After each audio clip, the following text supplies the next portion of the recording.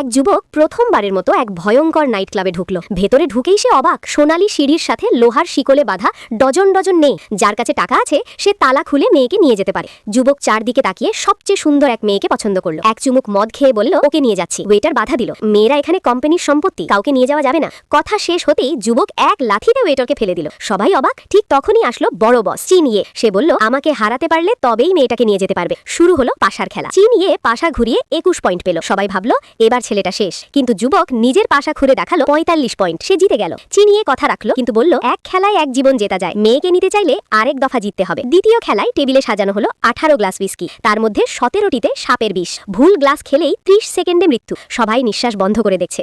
সময় শেষ হতে আর মাত্র 10 সেকেন্ড। হঠাৎ যুবক এক গ্লাস তুলে নিয়ে হেসে বলল, এটা খেয়ে আমরা একসাথে গিয়ে মাংস খাবো, বলেই এক ঢোকে পান করে ফেললো। তারপর বাকি সব গ্লাস উল্টে দিল। সবাই অবাক। সে বেঁচে আছে, কিন্তু বিষের প্রভাব 15 মিনিট পর শুরু হবে। এর মধ্যে তাকে প্রতিষেধক খুঁজে বের করতে হবে। ঠিক তখনই আবার শত্রুরা ঘিরে ফেলল। মেয়েটি চিৎকার করে বলল, আমাকে ছাড়ো। যুবক দাঁত চেপে বলল, আমাকে শেষ করতে চাও? এসো দেখি কে কাকে শেষ করে।